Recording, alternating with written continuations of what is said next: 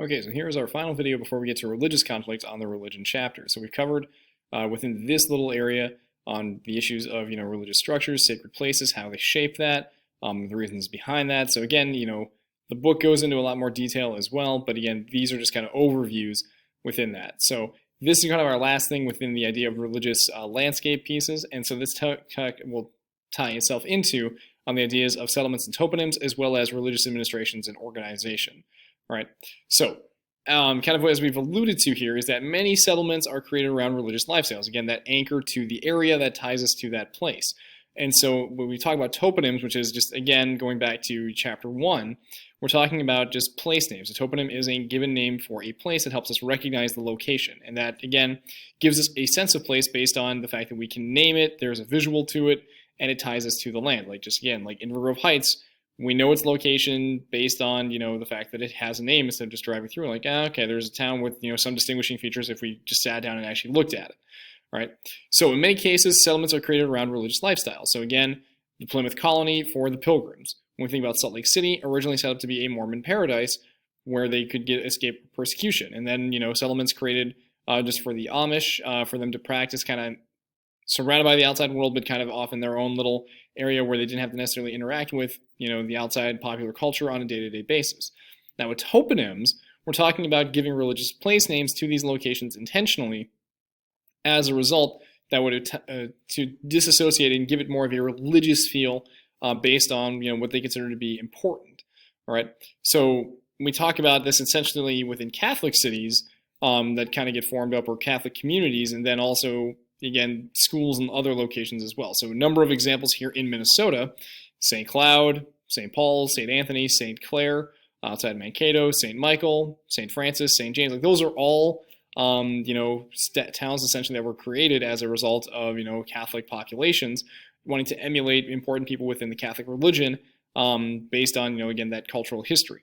All right, but we also get them in other ways as well in terms of the religious schools and the structures. So again, specifically tying ourselves into the Catholic version. So the Academy of Holy Angels, Visitation, St. Thomas University, St. Scholastica. Actually, I don't know if St. Scholastica is Catholic.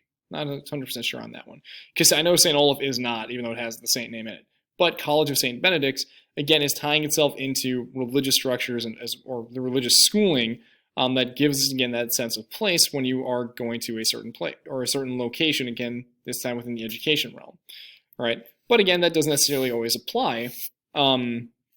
Within that, because churches obviously and synagogues always have some sort of religious name, so again, that's something to consider as well. All right.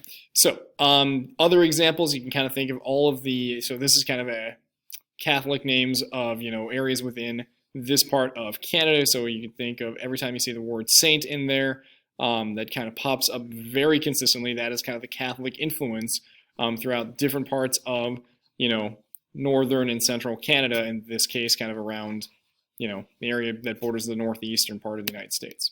So within religious administration, kind of changing gears here, all right, religions are administered differently. And again, that shapes the landscape, and it shapes, the independence in the way that religions interact with different cultures and, who has authority. And that is really, really important when you talk about laws and the ways they interact with the community.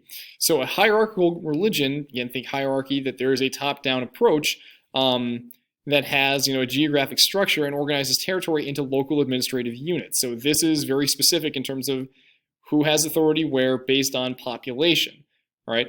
So the two biggest ones that I can always think of anyway are Mormons and Roman Catholics. And I can speak more about Roman Catholics just based on, knowledge than I can about Mormons. I did have a student a few years ago kind of explain this a little bit better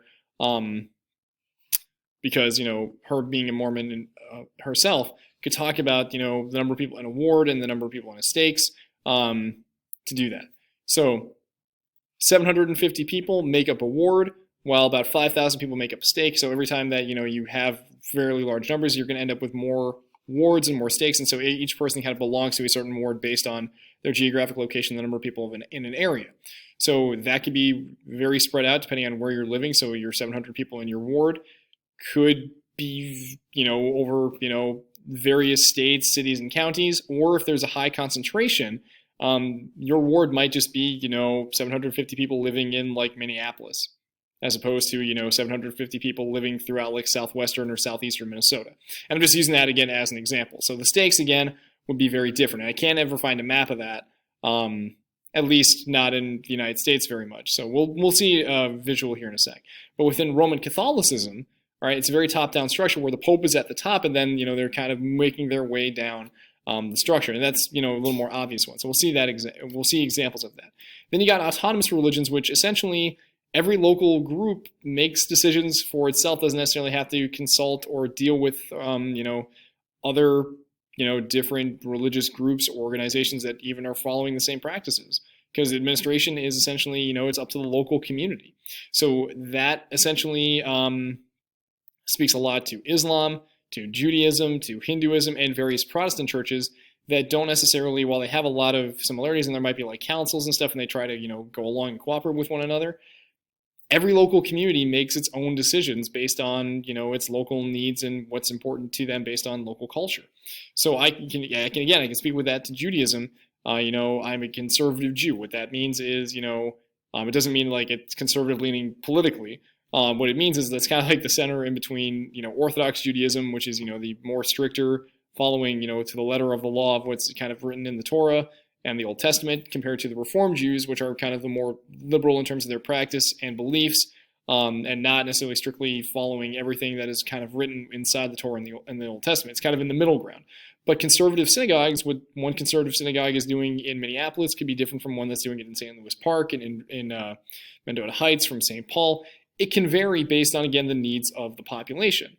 And Protestant churches, again, would fit that as well. Hindu temples, Islamic mosques, and communities would, again, make these decisions for themselves, right? As opposed to within Roman Catholicism, as we'll speak to here in a second, where, again, biggest things that come out have to come from, essentially from the Pope on down. So an example here within, that really did not come out well. I'm not exactly sure, but here are different, wards and stakes. Here's in Hong Kong with Mormons in Hong Kong on the island. So you can kind of see the different stakes and stuff. So I think you can also see the division a little bit within each stake, all the wards that are divided up. You can't really find one in Minnesota, or not Minnesota, but just the United States itself. I've tried to look those up. I'm not exactly sure what this one was, but it was more of a local community here in the United States, based on, again, the wards making up this one given stake in some location. But we're talking about concentration of Mormons, Church of Latter-day Saints, predominantly is based around, again, Salt Lake City, Utah, and there's a distance decay the further away you are from, Salt Lake City in Utah, the fewer people who are going, the fewer the fewer density and concentration you're going to find of Mormons within a given area. Now, again, there are thousands of them here in Minnesota.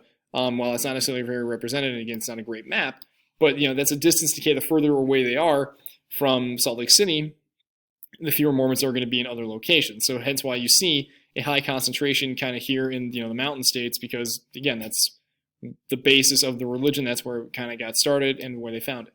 So within the hierarchy of the Roman Catholic Church, and this is where we're going to play in with the idea of particularly decision making and the autonomous versus the hierarchical. So the Pope is the head of the church, makes all the final decisions. All right, and so you can kind of see it working on its way down. So you got cardinals, archbishops, bishops, priests. Essentially, they are all serving one church. All right, so there are tens of thousands, if not hundreds of thousands of priests. I'm not exactly sure of the complete number, but yeah, these are kind of the structures that who is looking over what. So the priest is the person that most Catholics are going to interact with. Deacons work at the priest and help aid in the mass, and then the lay people are the followers. And so when you talk about issues related to gay marriage, when you talk about talking about birth control and abortions, however the church feels, individual people might have certain says, but how the actual Catholic Church and its supports are going to be determined here at the very top by the Pope, and it's going to be a top-down structure. Now, people might influence the Pope, and there might be backing for a certain opinion or way of thoughts, but the Pope is the ultimate decision maker, but the cardinals still have a lot of power. Compare that with, autonomous religions. If a Jewish synagogue or temple wants to acknowledge gay marriage, or they want to acknowledge, interracial marriage or things like that, they have the ability to do that if they so choose. And a lot of, synagogues do that. Some choose not to. So again, that's the difference of the autonomous religion versus the hierarchical is, with the hierarchical, it's essentially laid out with who is speaking, who is the leadership. So kind of, you can see this map here, provinces, archdioceses, and, where they're located. So you can see kind of, we have an archbishop and an archdiocese here in, Minneapolis and St. Paul that kind of oversees essentially Minnesota and the Dakotas. And so you have, the various Catholic churches, and you kind of see the subdivisions in there. But, we fall within an archbishop and a cardinal based in Chicago, all right, that oversees all these different areas. And so you can kind of see where the heavy concentrations of Catholics. And again, look back at that because you want to know where the locations of Catholics are in the United States versus Protestants versus, Mormons. Those are really, really important to know. All right.